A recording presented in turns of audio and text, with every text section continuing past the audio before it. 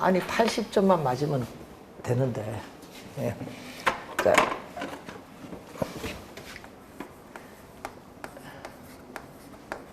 부동산 투자는 아까 늘 얘기했지만 미래의 불확실성의 투자니까 위험이 발생하고 또 투자의 대가는 뭐가 발생해요? 수익이 발생하잖아요. 이게 상당히 중요해요. 위험 수익. 그래서 위험의 지금 뭐를 배우셨죠? 우리가 위험의 개념, 위험의 유형. 그럼 우리 선 지금 볼 때 위험의 유형이 중요하죠. 위험의 유형 중요하고 또 수익의 뭐죠? 지금 개념 배우셨잖아요. 그리고 기대 수익률과 요구 수익률 관계 배우셨어요. 자, 이제 요 관련해서 이제 계속 그 나오는 내용이 그 다음에 뭐가 나오냐면 위험에 대한 투자자의 태도가 나와요. 자, 세 가지가 있어요. 위험, 우리가 회피형 투자자, 위험 중립형 투자자, 위험 선호형 투자자인데, 자, 위험 중립형 투자자는요, 위험이 높든 낮든 관계없습니다. 위험은 무시. 예? 위험이 높든 낮든 위험 무시해버리고 뭐만 본다? 기대 수익률만 보면서 투자하는 사람. 그래서 거기 봤더니 그림이 하나 나오죠. 무차별 곡선이 뭐가 돼? 수평선이 돼. 그 위험이 높든 낮든 관계없다. 기대 수익률만 보면서 투자하겠다. 자, 그리고 위험 선호형 또는 위험 추구형이라고 해요. 위험 선호형, 위험 추구형 투자자. 요거 도박 좋아하시는 분 요건데, 높은 수익률을 획득하기 위해서 기꺼이 큰 위험, 부담 감수하겠다. 이런 사람이 바로 위험 선호형, 추구형 투자자. 근데 여러분 대부분의 투자자는 어떤 투자자?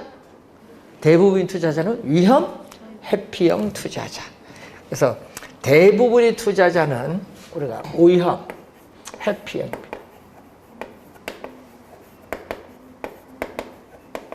자, 여러분 나중에 문제 풀다 보면 위험 혐오형이라고도 나온 게 있는데, 위험 혐오형이 위험 회피형입니다.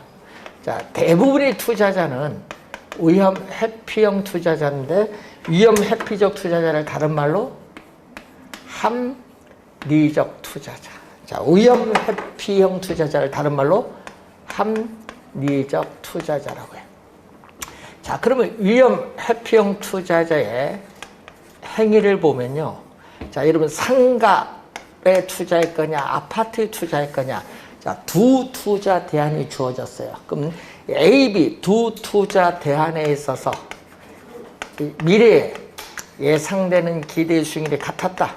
A, B 두 투자 대안의 기대 수익률이 같으면 당연히 투자자 입장에서는 위험이 뭐한 것을 낮은 걸 선택을 하고, 위험이 같았다. 자, 위험이 같았다. A, B 두 투자 대안의 위험이 같으면 투자자 입장에서는 기대 수익률이 높은 걸 선택하는 게 위험 회피형 투자자의 행위를 얘기합니다. 자, 그래서 여러분 교재에 265페이지에 위험 회피적 태도 1번에 보시면은 자, 두 개의 투자 안에 기대 수익률이 동일한 경우에는 투자자들은 위험이 낮은, 즉 덜 위험한, 덜이라는 것은 위험이 낮다는 얘기죠. 덜 위험한 투자안을 선택을 한다는 거죠. 그래서 투자자가 위험을 회피한다는 것은 위험을 전혀 우리가 부담하는 것을 말하는 것은 아니에요. 어느 정도 위험은 부담합니다. 아무리 위험 회피적인 투자자라 할지라도 시장에서 피할 수 없는 위험이 있어요. 인플레이션이 발생한다든지 피할 수 없는 위험이거나, 자, 인센티브를 더 주겠다. 인센티브, 유인책이라고 하죠. 인센티브, 유인책이 있는 위험일 경우에는 그 인센티브를 보면서 나는 위험을 감수하면서 뭐 한다? 투자하겠다.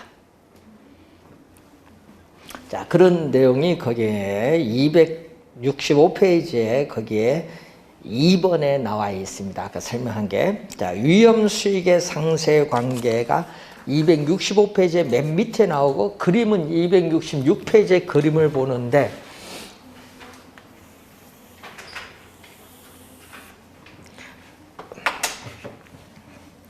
자, 위험을 우리가 볼 때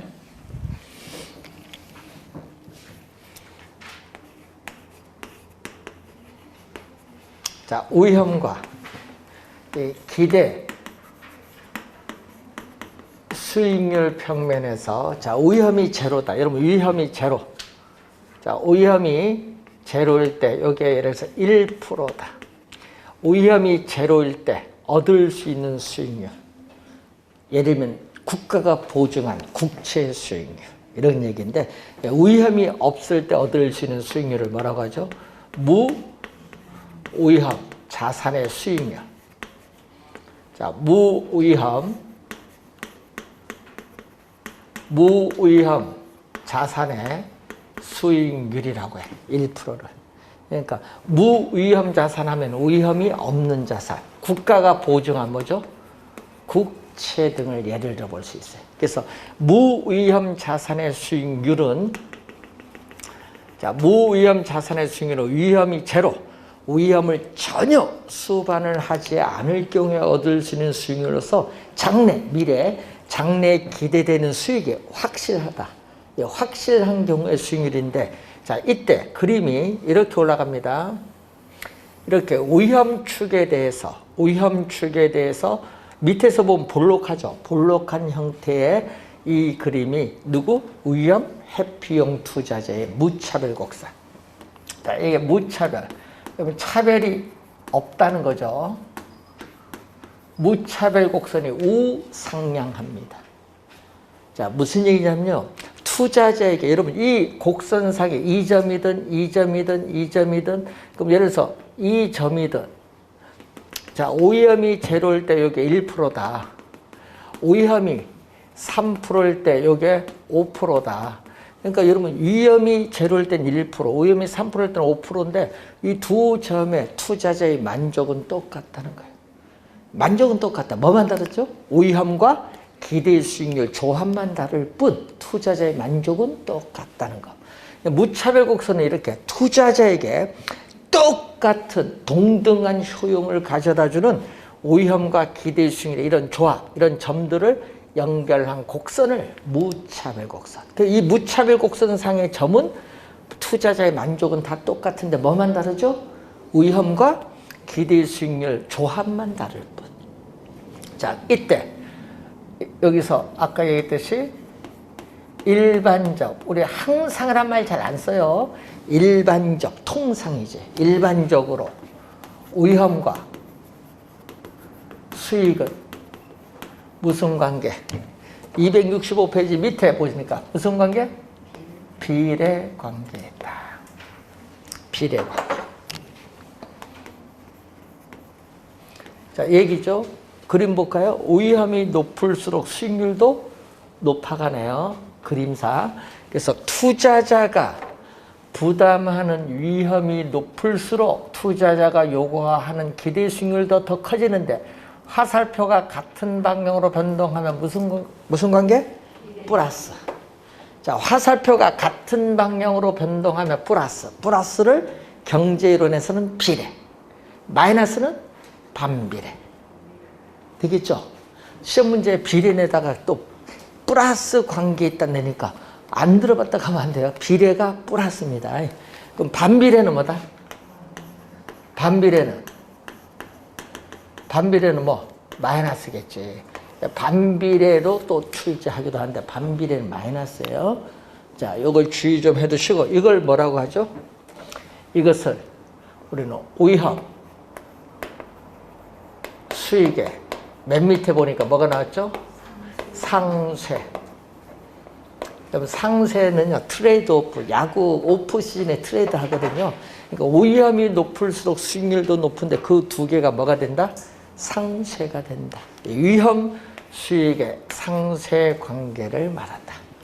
이 지문 또 최근에 또 4번 출제를 했어요. 자주 나와요. 자, 그러면은 요 그림 볼까요? 위험이 3% 될 때 요것은 뭐죠? 위험이 제로일 때도 1%, 위험이 3%일 때 요거 1%죠? 요 점선 들어진 요 크기는 무위험률의 크기인데 순수한 무위험률의 크기는 순수한 시간에 대한 대가를 주는 거예요. 자, 1년 만기 국채를 사면요. 1년이라는 이 시간에 대한 대가만 준다. 오염에 대한 대가는 없어. 그래서 무오염률은 뭐죠? 순수한 뭐에 대한 대가? 예, 시간에 대한 대가다. 그런데 문제는 위험이 3%일 때는 시간에 대한 대가만 있는 것이 아니라 또 뭐도 있어요? 요 크기도 있잖아요. 예? 요것을 뭐라고 하냐? 오염에 대한 대가예요. 크기가. 이것을 전문 용어로 거기에 오염 할증률이라고 해요. 자, 오염 할증률. 오염은 리스크인데 이 프리미엄이란 요 영어 단어를 뭘로 번역을 했다? 할증률로 번역했다. 그래서 투자에 대한 대가는 수익으로 나타내는데 이 수익은 시간에 대한 대가와 무슨 대가? 오염에 대한 대가 둘로 볼 수 있다. 그래서 여러분 시간에 대한 대가, 오염에 대한 대가 둘 다 나타나고 있다. 이런 얘기죠. 자, 그래서 여러분 교재 266페이지에 거기에 나오고 있는데 자, 여러분 그 위에서 두 번째 투자자의 요구 수익률은 피할 수 없는 위험이 증대됨에 따라 상승되며 이 지문 최근에 두 번 또 출제된 지문 밑줄 그어두시면 되겠죠. 자, 그럼 요 크기 무위험률, 위험을 전혀 수반하지 않을 경우에 얻을 수 있는 수익률 무위험률이 지금 몇 프로? 1%죠. 여기 무위험률이 1%잖아요. 자, 1%에다가 증대되는 위험에 대한 대가인 위험 할증률 요거 몇 프로? 요거 몇 프로야? 5%에서 1% 빼니까 4%죠. 더해줬더니 요구하는 기대 수익률은 몇 프로다? 5%가 된다. 자, 무위험률의 위험에 대한 대가를 우리 더해준 요구 수익률을 위험 조정률이라고 하는데 자, 여러분 시험 문제에 무위험률이 상승하면은 1%에서 2%로면 요구 수익률도 올라요.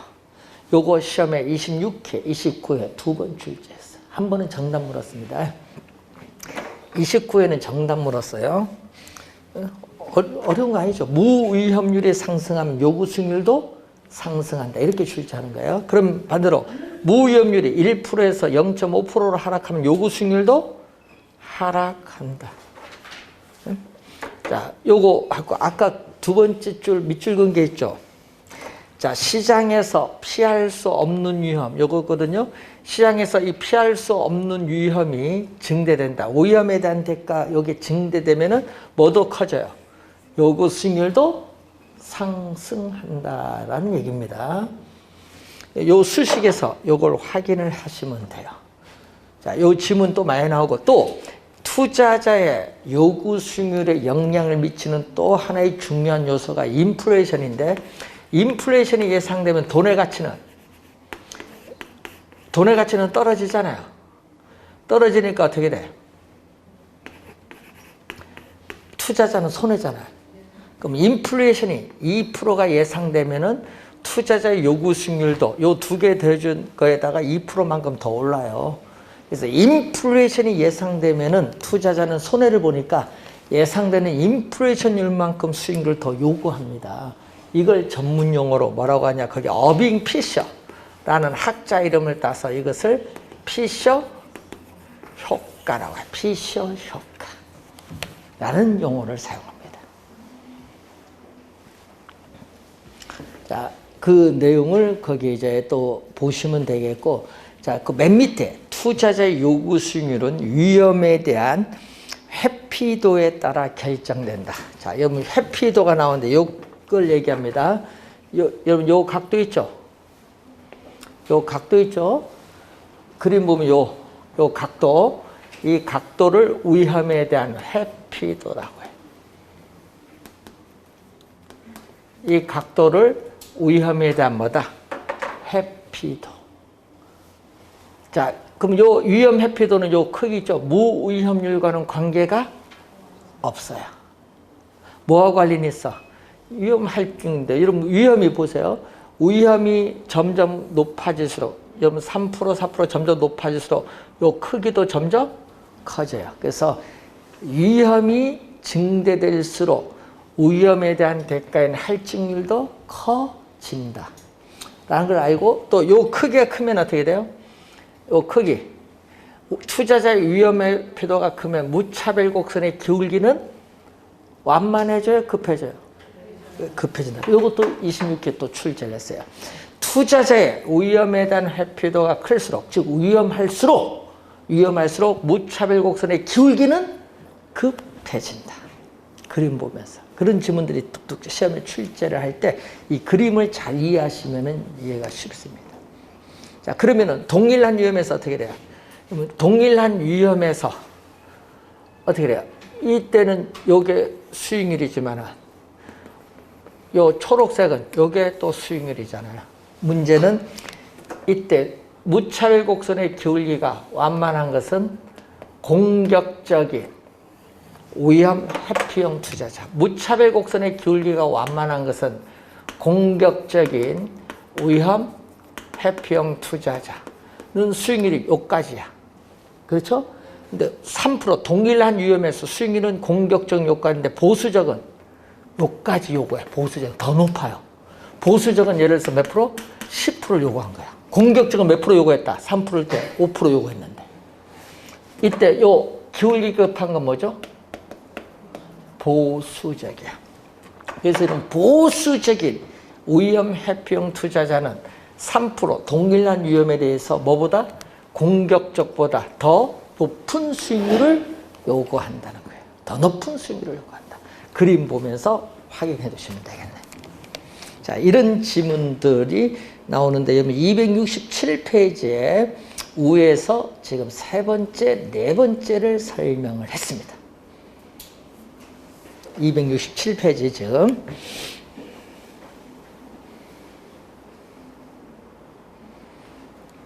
그럼 그 말의 의미는요, 요 그림 보면서 이해를 해 두시면 돼요. 위험 수익의 이 그래프, 시험에 그래프 내는 거 아니잖아요.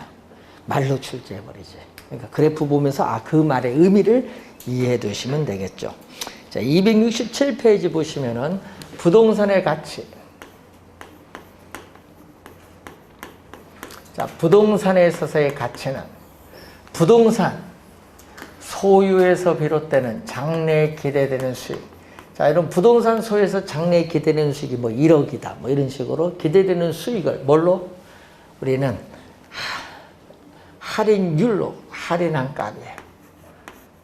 예, 할인율로 할인한 값인데 이 할인율로서 뭐를 사용하냐면은 요구 수익률을 사용한다. 할인율로서 요구 수익률을 사용한다. 자, 이때 시험 문제는 주의해야 될 것은 시장에서 위험이 높으면 어떻게 돼요? 시장에서 위험이 높으면, 자, 여러분 이제 배운 거, 투자자가 시장에서 부담하는 위험이 높으면 투자자가 요구하는 수익률도 뭐한다? 상승하죠. 상승하잖아요. 자, 그런데 수익률, 위험이 높으면 수익률, 요구하는 수익률도 올라가는데, 그럼 부동산 가치는? 자, 여러분 장래 이 기대되는 수익은 안정적일 때 이 할인율이 요구 수익률이 오르면 부동산 가치는 떨어져. 부동산 가치는 하락을 한다. 여기서 주의해야 될 것은 이 위험과 가치는 서로 어떤 관계? 화살표가 반대로 변동하면 무슨 관계? 마이너스. 화살표가 반대로 변동하면 무슨 관계? 마이너스 관계 있다. 자, 그럼 시험 문제 이렇게 내요. 자, 시장에서 투자자가 부담하는 위험이 높을수록 부동산 가치는 하락한다, 상승한다? 하락하잖아요. 부동산 가치. 시험에는 상승한다로 출제합니다. 주의 많이 해두셔야 됩니다. 투자자가 부담하는 위험이 높을수록 부동산 가치는 하락한다. 꼭 기억을 해두셔야 돼요. 시험에 많이 출제되는 지문.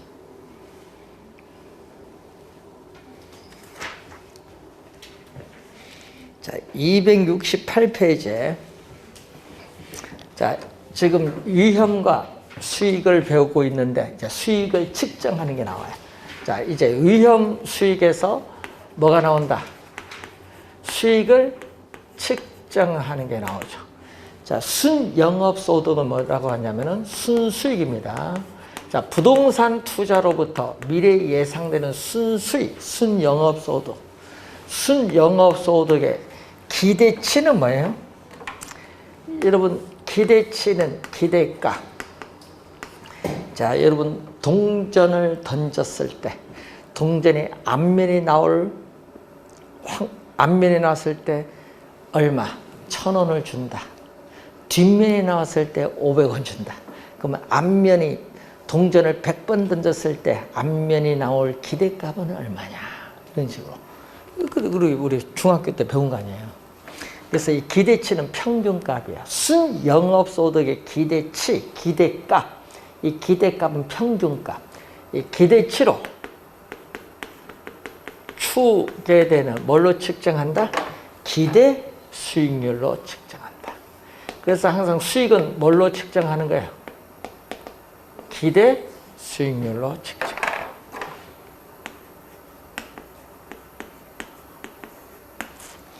2년 전 30회 시험에 또 계산 문제 출제했어요. 계산 문제 요건 쉽게 출제를 했겠죠. 여러분 교재 여러분이 269페이지에 거기에 문제 한번 봅니다. 중간에. 자, 상가 경제 상황별 예측된 확률이 다음과 같을 때 상가 기대 수익률이 8%라고 한다. 정상적인 경제 상황일 경우에 관로 안에 들어갈 예상 수익률은 얼마냐? 자, 그러면은 지금 문제 수익을 측정하는데 상가에 뭐를 구한다? 기대 수익률을 구한다. 자, 이 상가의 기대 수익률이 지금 구하는데 8% 주어졌거든요. 자, 그러면 자, 이제 구하는 방법 배우겠습니다. 상가의 기대 수익률 구할 때는 각 경제 상황이 나왔어요. 비관적, 정상적, 낙관적일 때. 비관적일 때 예상되는 수익률 몇 프로? 비관적일 때 예상되는 수익률 몇 프로? 4%. 4%. 정상적일 때 예상되는 수익률 모르죠? 모르잖아요. X%. 모르니까. 예? X%. 자, 낙관적일 때 예상되는 수익률 몇 프로? 10%. 이렇게 각 경제 상황에 따라 예상되는 수익률에 뭐를 곱하냐면 가중치를 곱해요. 가중치가 바로 각 경제 상황이 발생할 확률이야. 각 경제 상황이 발생할 확률. 얼마? 비관적일 확률. 비관적 확률 전체 100%에서 몇 프로? 20% 차지한다. 자, 그럼 여기는 전체 100%에서 정상적인 확률은 40% 차지한다. 그리고 낙관적일 때 전체 100%에서 몇 프로를 차지한다? 40% 한다. 이게 뭐냐 하면 가중치야. 이게 가중치. 이렇게 각 경제 상황에 따르는 예상 수익률에 가중치를 곱해서 이렇게 더해주는 건데, 가중치가 바로 뭐죠? 각 경제 상황이 발생할 확률, 가중치를 곱해서 더해주면 돼요. 이게 기대 수익률 구하는 거예요. 예. 이 값이 몇 프로 나왔다 지금? 상가 기대 수익률 몇 프로? 8%가 됐다는 거지. 그럼 요거 곱하면 얼마? 요거 0.2니까 0.2에 4를 곱하니까 얼마? 0.8%. 자, X 프로 곱하기 얼마? 0.4에다가 더하기 요거 0.4에 10%니까 4%죠? 8%입니다. 그럼 얼마죠? 0.4 곱하기 X는 얼마죠? 4.8% 넘어가면은 3.2%. 양변에 4를 곱해줄까요? 양변에 10을 곱해주면 4 곱하기 X는 얼마? 32%. 양변에 얼마를 곱했어요? 10을 곱했어요. 소수점을 써주기 위해서. 그러면 X는 얼마? 4로 나눠줬더니 4, 8, 32죠? 8%. 그럼 X는 얼마? X는 8. 기대 수익률 구하는 건 어려운 건 아닌데 이건 기본입니다. 만약에 이런 문제 나오면 이건 풀어줘야 돼요. 이런 문제는. 분산 구하는 거는 시간이 좀 걸려서 그건 뭐 못 풀더라도 요거는 기대 수익률은 구할 줄 알아야 돼요. 자, 2년 전에 또 출제를 한 내용이에요. 기대 수익률. 30회 시험에 출제를 했었죠. 자, 그래서 기대 수익률을 구하는 거 여러분이 우리가 22회, 19회 시험, 22회 시험, 30회 시험에 출제를 했어요. 기대 수익률 구하는 거. 계산 문제 3번 최근에 출제를 또 했습니다. 자, 위험, 이번은 이제 수익은 측정을 했으니까 이번은 위험을 측정한다. 요거 계산이 어려워요, 여러분이. 자, 위험을 측정할 때는 뭘 갖고 측정한다? 표준 편차 갖고 측정. 그리고 이 표준 편차를 제곱하면 뭐가 나온다? 분산이 돼. 이 표준 편차를 제곱해 준 건 분산. 자, 우리 중학교 때 표준 편차, 분산 다 평균 구하는 거 배우는데 이때 표준 편차는요, 평균으로부터 얼마나 벗어나느냐. 자, 이런 그림이 하나 그렸습니다, 제가. 자, 이 그림을 정규 분포 곡선. 자, 정규 분포 곡선일 때, 요 점. 자, 이 평균. 자, 이 평균을 나타내는 기대 수익률로부터 좌우 대칭. 이 평균으로부터 좌우 대칭인 이 정규 분포 곡선이에요. 자, 그러면 표준 편차는요, 이 점선 평균으로부터 얼마 떨어져 있느냐. 자, 평균으로부터 얼마 떨어져 있는가를 나타내는 지표가 바로 뭐죠? 표준 편차. 그러면 이렇게 되면 어떻게? 그림을 그리면은 이렇게 되면 평균에 밀집하면은 어떻게 돼요? 평균, 요 점선부터 평균보다 떨어지는 정도가 작죠? 그럼 표준 편차가 뭐다? 작은 거예요.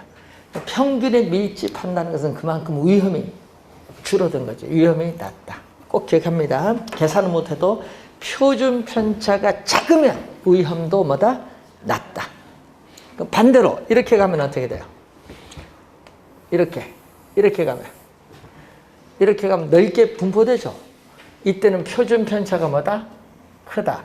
표준 편차가 클수록 또 뭐도 높다? 위험도 높은 거. 그래서 여러분이 시험에 보면 말로 나오거든요. 이걸 알고 있어야 돼요. 표준 편차가 작을수록 위험은 낮고 표준 편차가 클수록 위험은 높다. 이걸 꼭 기억하고 다니셔야 돼요. 계산은 못 하셔도.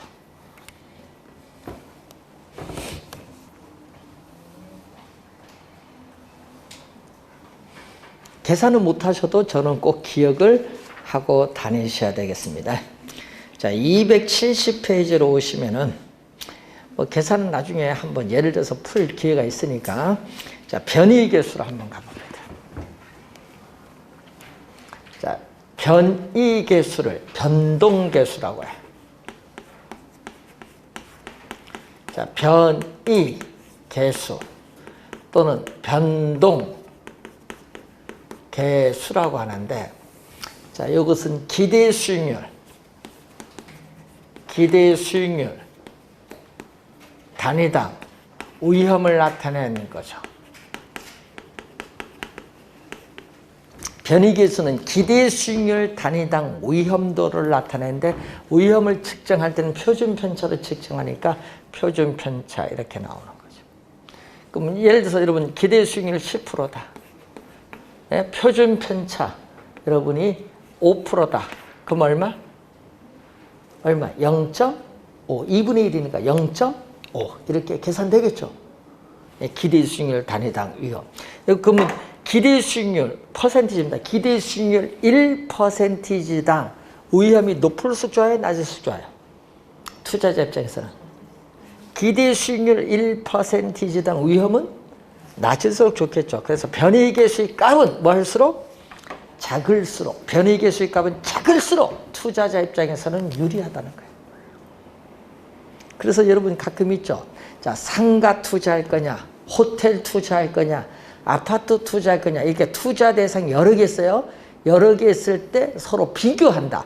투자 대상이 여러 개 있을 때 비교할 때 사용하는 개념이 무슨 개념? 변이계수. 자, 여러분 아까 얘기했죠.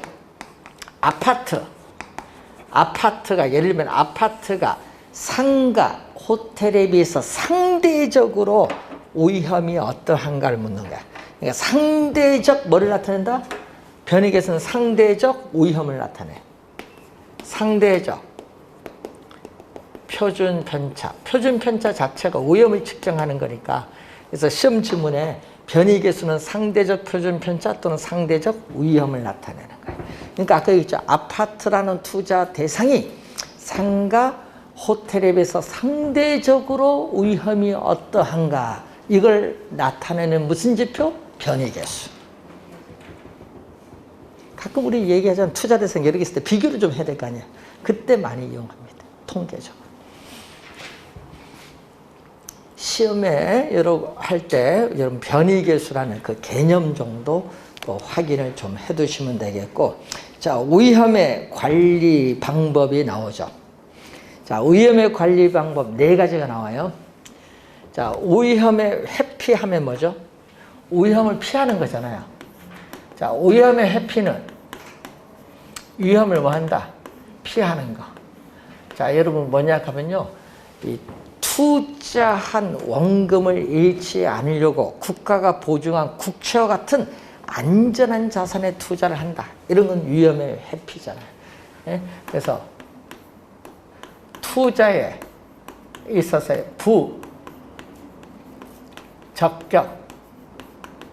투자에 부적격 자산을 제외한다. 이것도 위험의 회피. 자, 여러분 항상 우리 공부할 때는요, 위험의 정가인데 우리 출제 위원들은 요 내용을 좀 많이 내대요. 정가는 뭐예요? 정가. 그럼 조세의 정가, 위험의 정가, 책임 정가, 책임을 떠넘기는 거잖아요. 위험을 떠넘겨요. 자, 얘기죠. 여러분이 물가가 지속적으로 상승하는 인플레이션이 발생하면은 화폐 가치는 떨어지잖아요. 그럼 임대인은 돈으로 받잖아요. 손해보죠. 돈 가치가 떨어지는 거 손해봐요. 그럼 임대인은 손해를 보지 하기 위해서는 어떻게 돼? 임대료 인상을 통해서, 인플레이션 발생 임대료 인상을 통해서 위험을 누구에게? 임차인에게 떠넘겨요. 이걸 뭐라고 한다? 위험의 뭐다? 정가. 떠넘긴다. 여러분 미래에 불확실성이 발생을 하죠. 그걸 여러분 피하기 위해서 여러분은 미래의 불확실성 위험 피하기 위해서 여러분 뭐 한다? 여러분은 보험에 가입을 합니다. 보험. 그럼 보험에 가입을 해요. 그러면 보험에 가입을 하면 어떤 현상이 나타나요?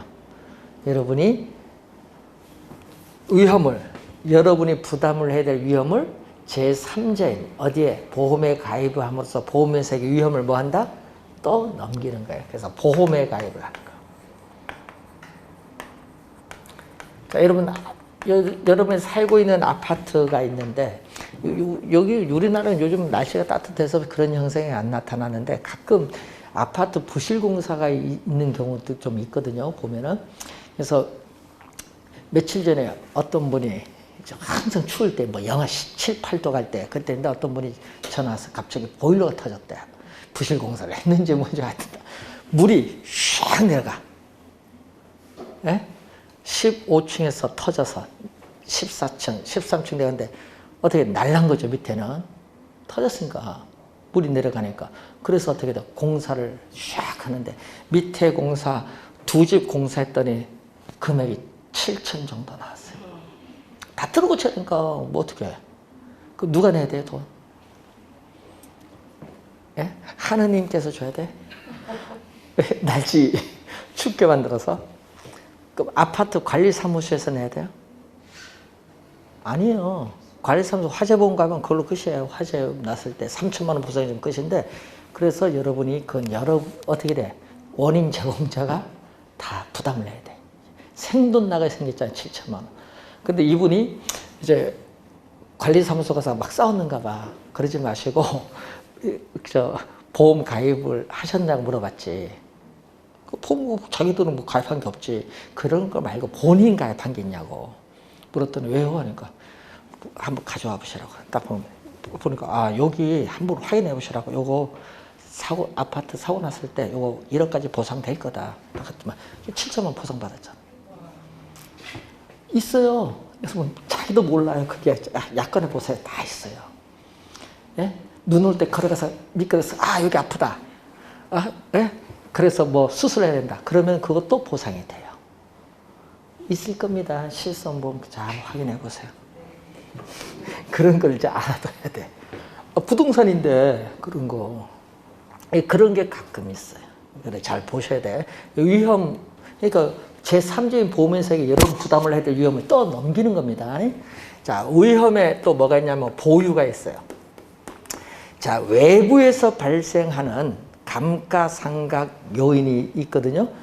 요거 외부에서 발생하는 감가는 문제가 생겨요. 그럴 때 뭐를 충당금을 설정을 해서 스스로 위험을 부담을 해. 충당금 설정해서. 이런 건 위험의 뭐다? 보유. 자기 스스로 위험을 부담하는 거예요. 근데 위험에 또 통제가 있어요.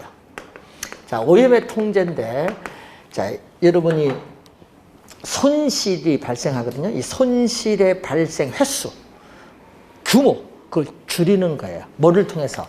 민감도 분석, 이제 배울 민감도 분석이나 이제 배우시게 될 포트폴리오에 따른 분산 투자를 통해서 위험을 통제를 해요. 그럼 뭐 시험 문제 우리 최근에 계속 출제되는 용어가 민감도 분석이야. 그 민감도 분석은 위험을 거기 보면 처리하는 방법에 위험을 처리하는 방법에 뭐가 나온다? 민감도 분석이 나오는데 이거 최근에 시험에 계속 출제되고 있어. 작년에도 나왔어. 항상 나오는 건 개념이 출제합니다. 개념. 위험을 처리하는 방법 보면 민감도 분석이 나오는데 항상 개념을 출제해요. 개념.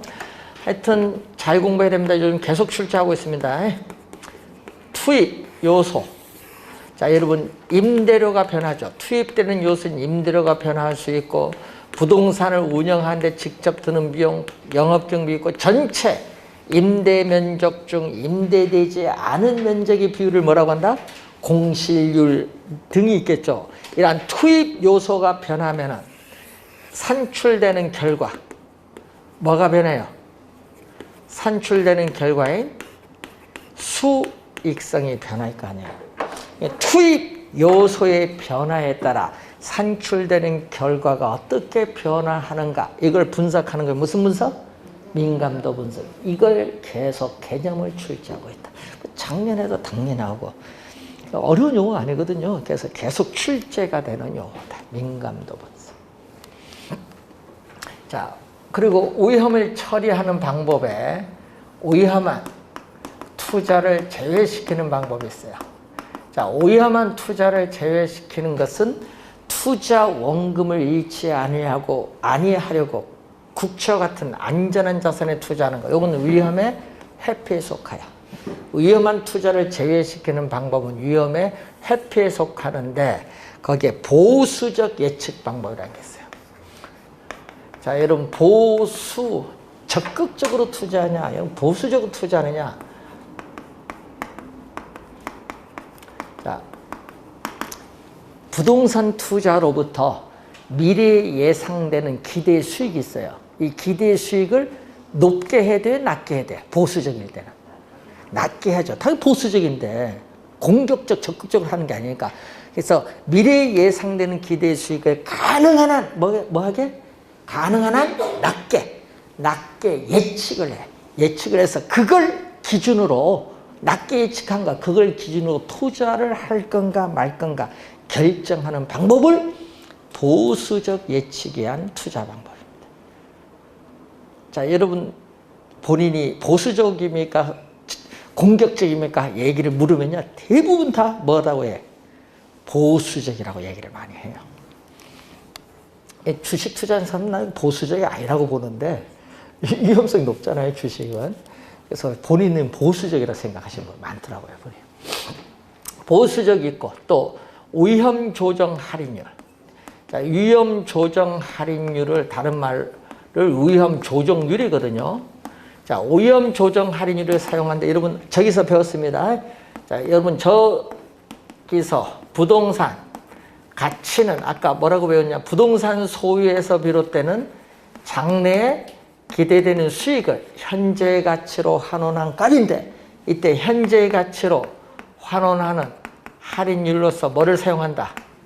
요구 수익률을 사용한다 얘기죠. 저기 배우셨는데, 자, 그럼 거기서 시험에 나오는 지문이 있어요. 28에도 정답 물었습니다. 자, 요거죠. 부동산 소유에서 비롯되는 장래에 기대되는 수익을 현재 가치로 환원할 때 위험한 투자일수록 할인율은 뭐 한다? 높여야죠. 높은 할인율을 적용한다. 높은의 동그라미. 요거 높은을 시험 문제 계속 낮은으로 출제한다. 높은을 뭘로? 낮은으로 출제. 그걸 바꿔버려요. 자, 그 바로 또 밑에 또 하나 있어요. 자, 272페이지에 거기에 2번 지문 동그라미 보면은 투자에 대한 요구 수익률을 결정하는 데 있어서 감수, 부담을 해야 하는 위험의 정도에 따라 위험 할증률을 뭐 한다? 더해간다. 감수, 부담을 해야 하는 위험의 정도에 따라 위험 할증률을 더해간다. 이렇게 뭐를 대줬어요? 감수, 부담하는 위험의 정도에 따라 위험 할증률을 이렇게 뭐 한다? 더해간다. 더해간다.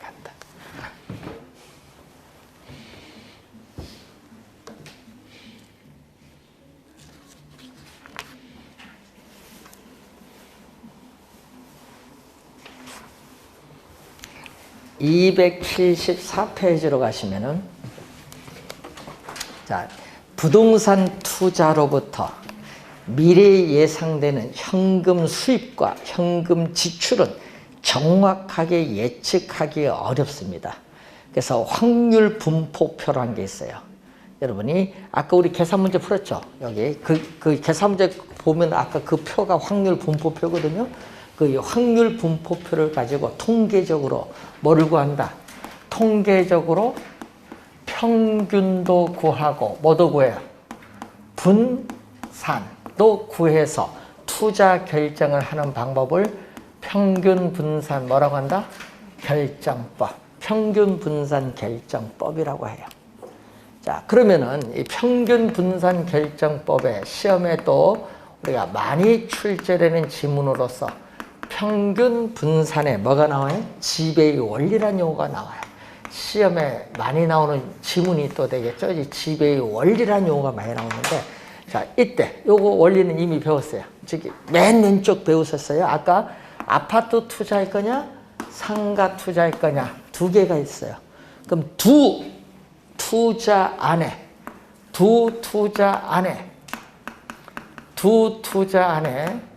기대 수익률이 같으면 투자자 입장에서 뭐를? 투자자 입장에서는 위험이 낮은 걸 선택하고, 두 투자 안에 위험이 같다.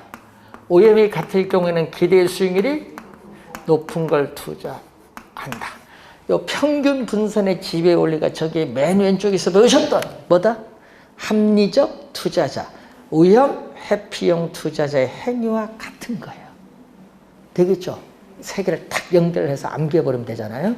위험 회피형 투자자, 합리적 투자자 행위와 평균 분산의 지배 원리가 같다 생각을 하면은 딱 암기가 하나 되죠. 자, 그러면 이런 의미입니다. 기대 수익률. 자, 26회 시험에 또 정답을 여기서 또 물었잖아요. A와 B 기대 수익률이 같다. 기대 수익률이요 7% 같았다. 그런데 이 위험을 측정하는 지표가 뭐죠? 위험을 측정하는 지표가 표준 편차인데, 예? 7% 같았는데 A는 3%, B는 5%다. 그러면은 표준 편차가 뭐 한쪽? 표준 편차가 작은 쪽의 위험도 낮죠. 그 기대 수익률이 같을 때는 표준 편차가 작은 위험이 낮은 뭐를 선택? A를 선택. 이게 지배의 원리. 그럼 만약에 A와 B의 위험이 같았다. 여러분 A, B 두 잔의 위험이 같으면 A가 B보다 기대 수익이 높다. 그럼 이것도 뭐를 선택?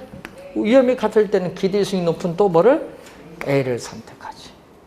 그럼 당연히 A가 B보다 기대 수익률도 높은데 또 A가 B보다 위험 당연히 낮다. 그럼 이것도 당연히 뭐를 선택이구나? A를 선택. 이 세 가지는요, 지배의 원리가 적용돼요. 근데 시험 문제 나올 때 주의를 해야 돼요. A가 B보다 기대 수익률이 높고 A가 B보다 위험도 크다. 이 경우에는 평균 분산의 지배의 원리가 적용되지 않는다. 이 경우에는 적용되지 않기 때문에 평균 분산 결정법에 오류가 발생했어요. 이 경우에는 여러분 이제 배우시게 될 포트폴리오 이론을 적용하면은 A, B 두 투자 안에 위험 수익의 관계를 쉽게 분석할 수 있다. 그래서 포트폴리오 이론의 진가가 바로 거기에 있는 겁니다. 그래서 이런 경우에는 오류가 발생을 하죠. 그래서 여러분 교재 275페이지 보시면은 위에서 5번째 요 두 개죠. A, B, 이 빨간색 A, B 두 개의 투자 대안 중 A를 선택할 거냐 B를 선택할 것이냐 여기서 뭐에 따라 달라진다? 투자자의 뭐에 따라서? 위험에 대한 태도에 따라 달라지는 거예요. 여러분 위험 본인이 공격적이다. 그럼 뭐를 선택해야 돼? 본인이 공격적이면 A를 선택하는 거고 위험도 높고 기대수는 높은 A를 선택하는 거고 본인이 보수적이다. 그럼 뭐를 선택? B를 선택하겠지. 그래서 투자자의 위험에 대한 태도 공격적인 위험 회피형 투자자냐 보수적인 위험 회피형 투자자냐 투자자의 위험에 대한 태도에 따라 달라지는 거예요. 선택이요.